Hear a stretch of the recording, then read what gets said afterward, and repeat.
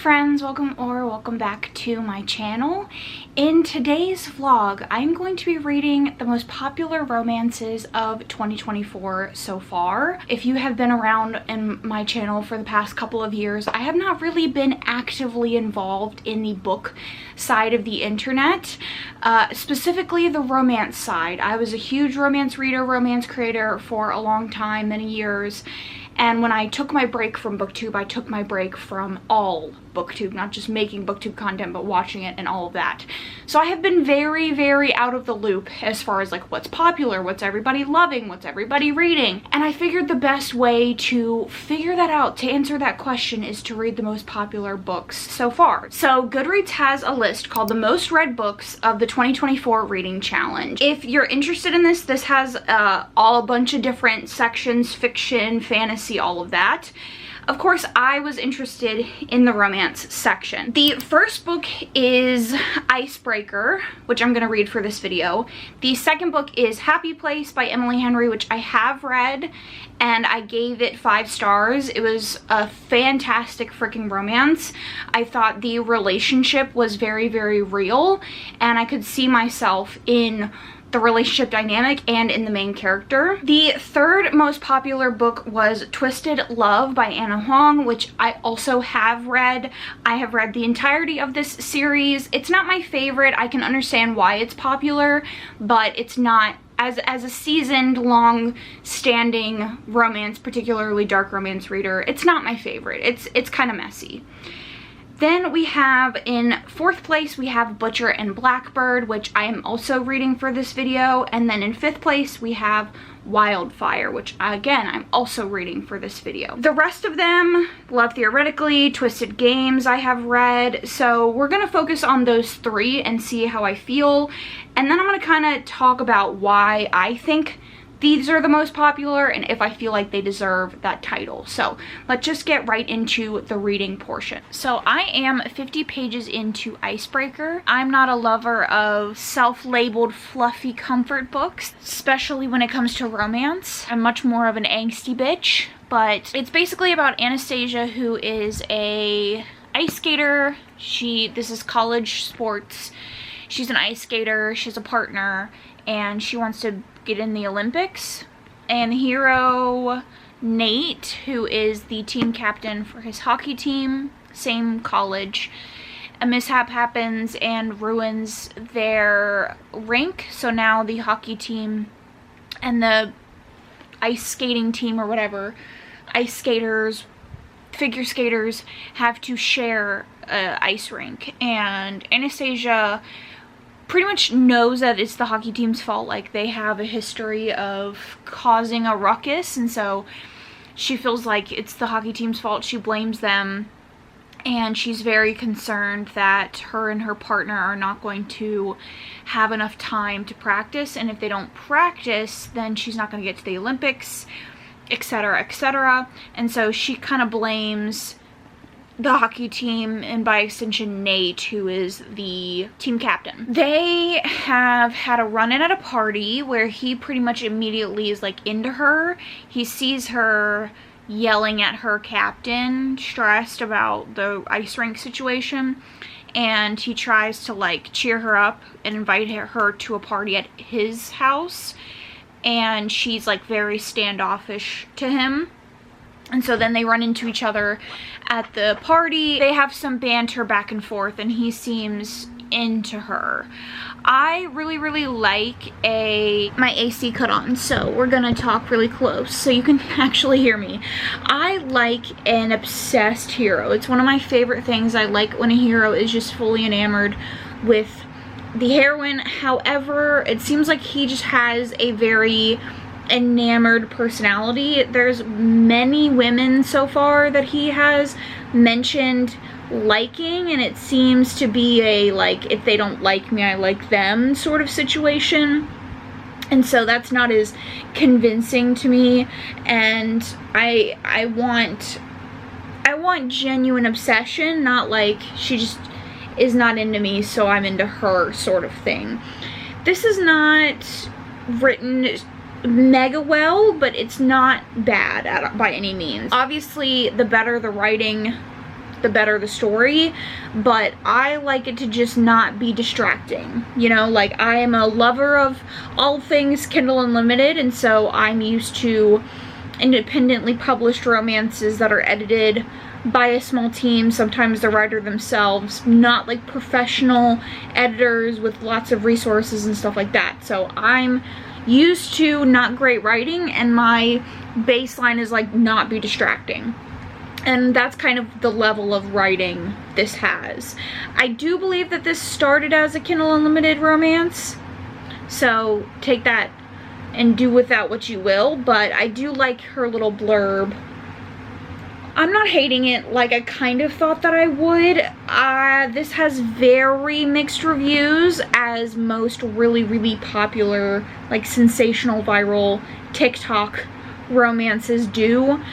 So we'll see how I'm feeling getting into it. It is on the longer side. It's almost 400 pages, which I don't love for a contemporary romance, but I'm not mad about it yet. So I'll probably update you at the halfway mark, but I just kind of wanted to get my initial thoughts on camera so you could kind of get a feel for what it's about if you haven't read this already for some reason. So I am officially 50% of the way through Icebreaker, and I'm liking this. I think it's cute. I understand why people who have never read romance before, or have never read like a contemporary romance before, would really like this. I think very soft and sweet hero who's very protective and loving of the people in his life could be very endearing for a lot of people. It's a change of pace from the like playboy sort of personality that we tend to get in contemporary, especially new adult romances.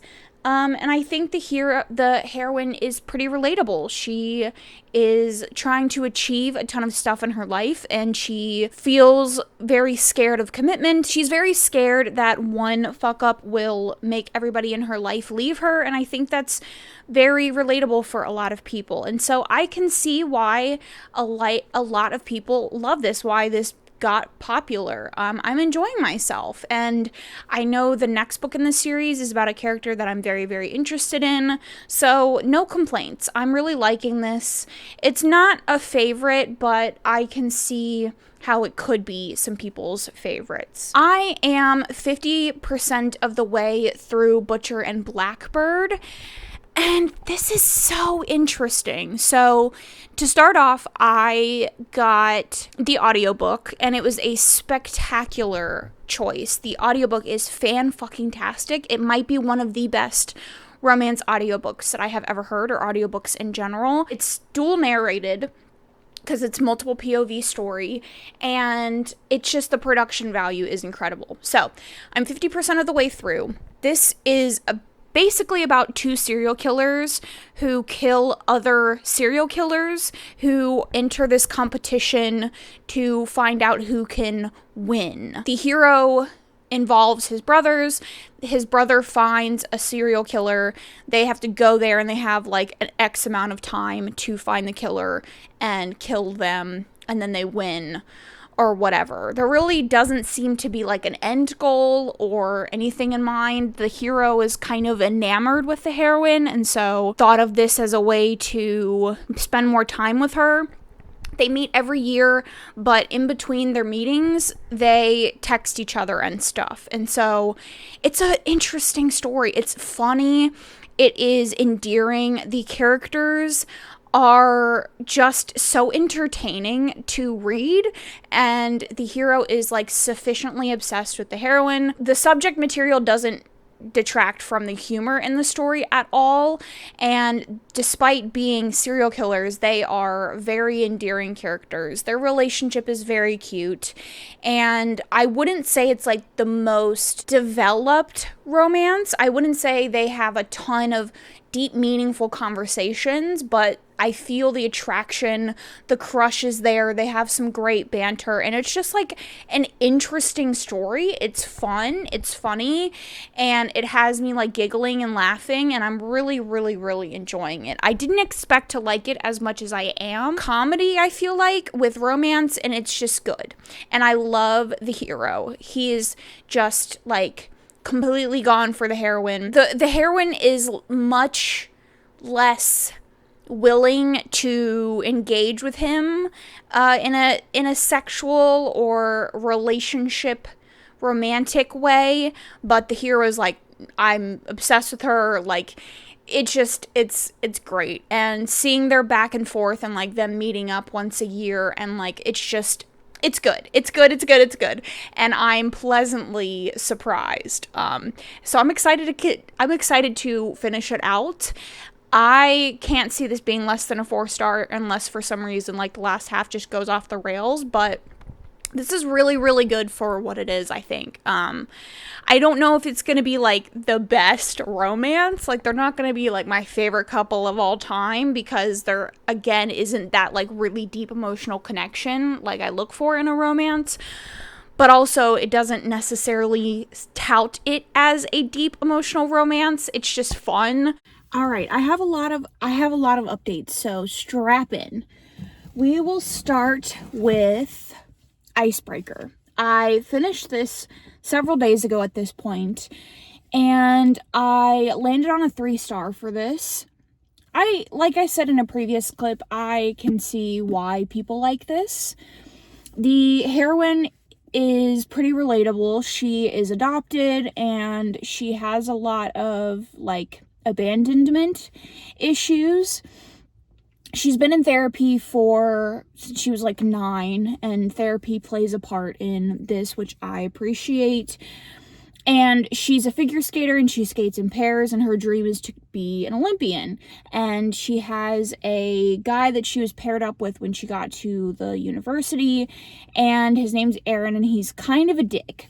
If you read, I wouldn't recommend reading the back of this because it kind of, like, the things that are talked about in the synopsis don't happen until like 60% of the way through the book. But he's really dickish. He tries to control what she eats, and he tells her that she's gaining weight, and he seems to be very jealous of everybody in her life, and he's just very controlling. In the beginning of the story, their ice rink gets shut down, and so they have to share with the hockey guys, and that's where she meets the hero. The hero has some family issues as well. He comes from a pretty rich family. His mom died when he was young, and his father is very, very standoffish. And so they both have family issues. They become reluctant friends. He very much is charmed by her and really, really into her. He thinks she's gorgeous, and he loves her feisty personality, and they start slowly bonding over time. She first gets really close with the entire hockey team. They have a really great relationship. She comes and lives with them for a little bit, but then they start getting closer and closer. I would say like 50-ish% of the way through the book is when they start having sexual things going on between them. They have like flirtatious moments at like parties and stuff. The main portion of the conflict in this isn't necessarily their relationship. It's more about like her relationship with Aaron and all of the stuff that's going on with that behind the scenes. And like I said, the synopsis of the book happens like 60% of the way through. The main thing with the relationship is the heroine has a lot of commitment issues, and I think the way that the commitment issues are handled in this book, I enjoy. In general, commitment issues just don't make sense to me, but I can understand why with past and stuff like that, like they make sense for other people. But I like the way that it was handled. I think the hero did a very good job of assuaging the heroine's commitment issues. There wasn't a ton of conversations about it. There wasn't a ton of him trying to convince her otherwise. It was more of a slow process where he was like, we'll take it at whatever pace you want. If you just want to hook up and you want to hook up with other people, that's fine. Whatever you want to do, just know that, like, I'm fully with you. Like, you're the only person that I want to be with. But if you don't want to be my girlfriend, you don't want to be exclusive, like, I'm good with that. And slowly they build a exclusive romantic relationship, and I think it's handled very, very well. The hero is incredibly sweet, which I, now reading the second and knowing what the third book is going to be about, that seems to be a trend with her books, which I personally enjoy. We tend to see very, like, alpha, playboy, like, smarmy, cocky, arrogant heroes with, like, damaged, like, you know, the whole shebang. And that's just not what this author seems to write, which I like. I like a switch up, and soft golden retriever heroes are absolutely my favorite. So I like a lot of things in this book. My main critiques are the writing is not perfect. It's not great. It's really long. It's like over, if not right at, yeah, it's over 400 pages. And I've said previously, I don't like contemporary romances that are that long. And this one just felt a little bit bloated. Like, I feel like it could have been maybe 350, 360 pushing it.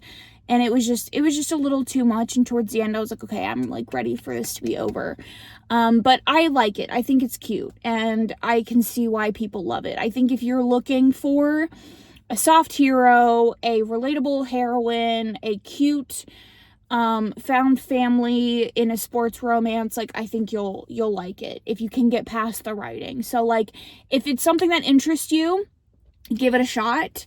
Read the first couple of pages. It's on Kindle Unlimited at this point, I think. Try it on Kindle Unlimited, see if you like it, and if you can get past the writing, then I would say it's worth it. Going on to the second one in the series, which I am 50% of the way through, I am liking this more and less. The hero in this is Russ. He's a character that we met in the last one. He isn't the most prominent in the first book, but he is a golden retriever soft boy.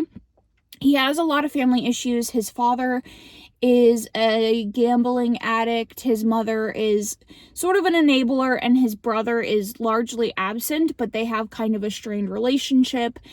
And he, at the beginning of the first one, had some drama and stuff going on with the school that he is very scared of people finding out. He's a very private person. He doesn't really like to talk about himself.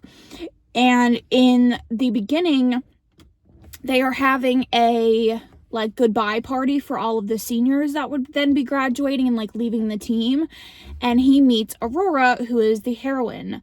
She is, I can't really tell. Like, there's been conversation about her being a ballet person, but it's kind of hard to tell with her.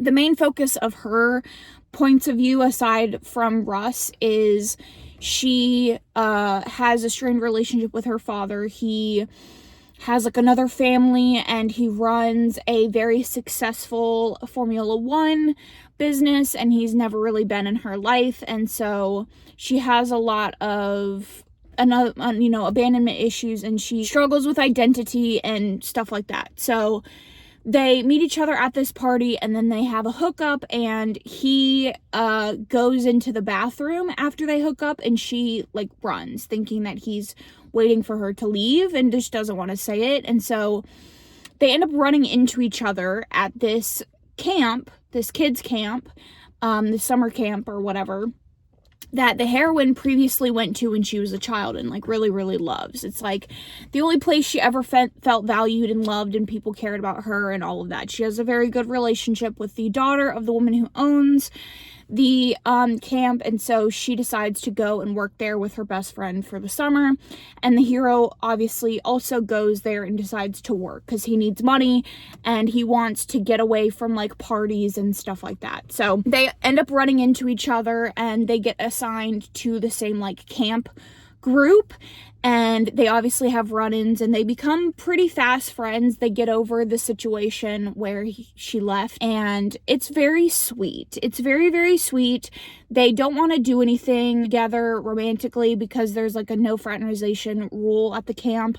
And even though people don't really listen to that, like, he's afraid of losing his position. He needs the money and he wants the job. So they don't do anything, and they become friends and they hang out. And there's definitely soft tension, I would say. There's like a sweet sort of pining going on. I'm like 54% of the way through. At this point, they have had sex.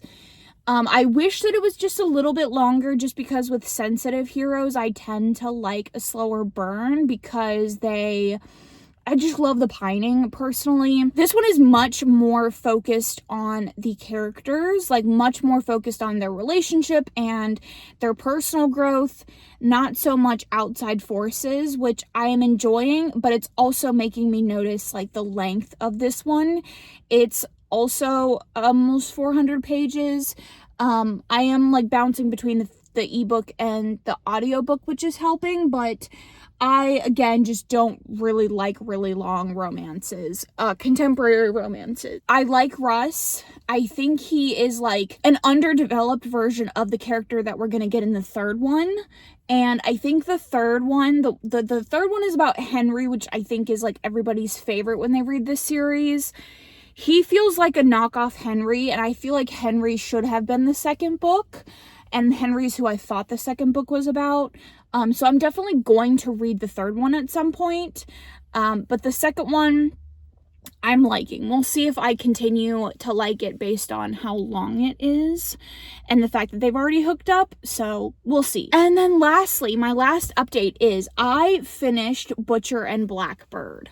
This was so fucking good. This is so good. It got a 4-star. I didn't get a 5-star. It wasn't like perfect. So fun. It's funny, and I like their relationship. By the time we got to some sexy times, I was like chomping at the bit, and I'm not like the biggest sex scene person. Like, I'll read them, but if there's too much, I tend to get a little bit bored. But whew, the sexy times were something else.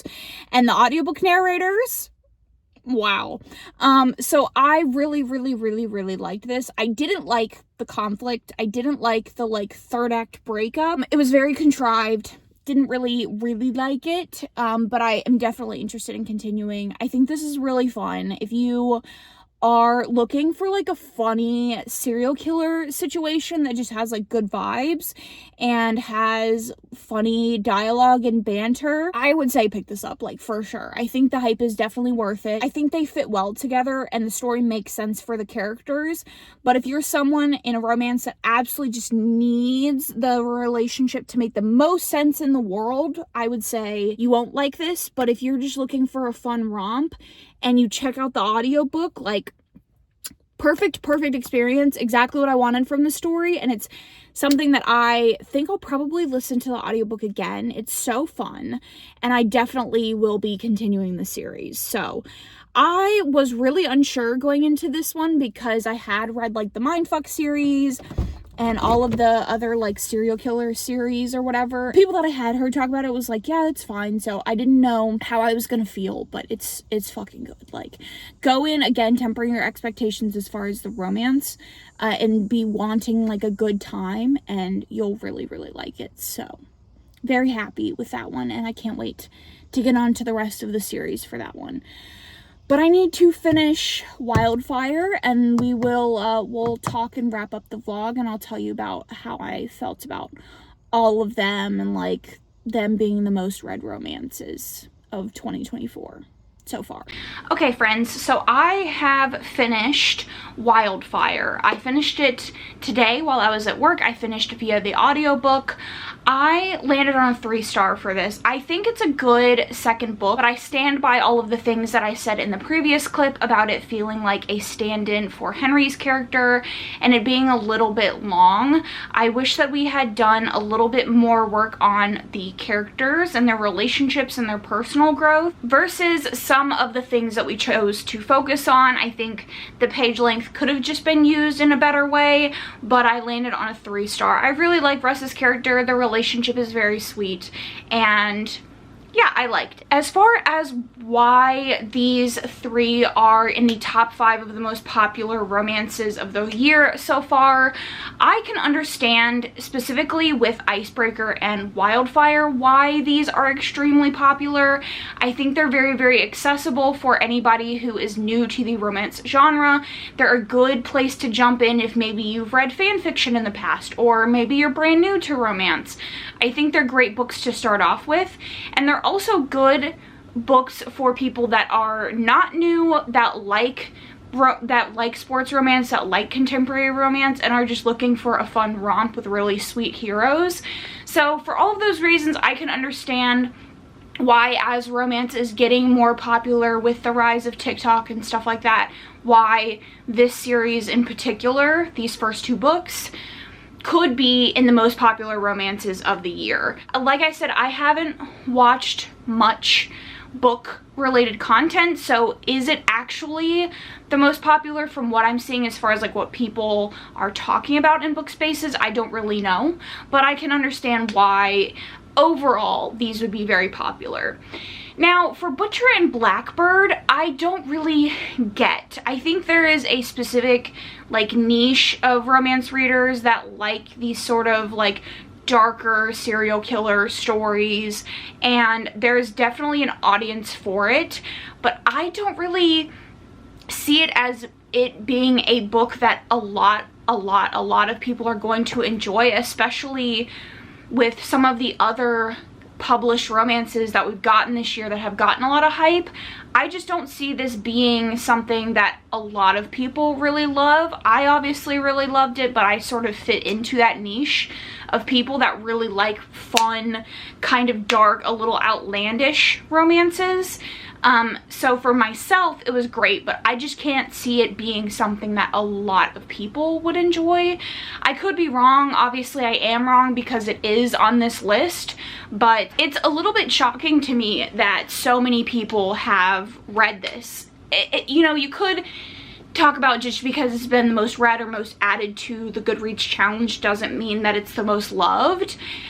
And I see that, but I don't even see this as really being something that a lot of people would want to read about. I think in particular with these like these more like outlandish serial killer stories, it tends to rub people the wrong way in relation to romance for their own reasons. That's just my opinion. Obviously, like I said, I don't know what the broader bookternet is talking about. But I would say overall these 3 picks are fun for me. They're good. I can understand why people like them, and I would say any of them you could pick up if they interest you, no matter your reading level. Like if you're new to romance, if you have never read a romance before, I would say Butcher and Blackbird. If you go in with the expectation that this is maybe gonna be a little bit like risque, it might be a little questionable for a new romance reader, I think you could enjoy it. So those are my thoughts. If you have read these 3 books down below, or any of the books that are in that top 5 or all of them, I would love to talk about them down below. I really enjoyed doing this reading vlog. I hope you guys enjoyed it as well. I've missed doing these themed videos. These were like my bread and butter when I first started my channel, so I have really missed doing them, and I'm looking forward to doing more of them in the future. All of my socials are linked down below. Don't forget to subscribe if you like videos like this. Thank you so much for watching, and I will catch you guys in my next one.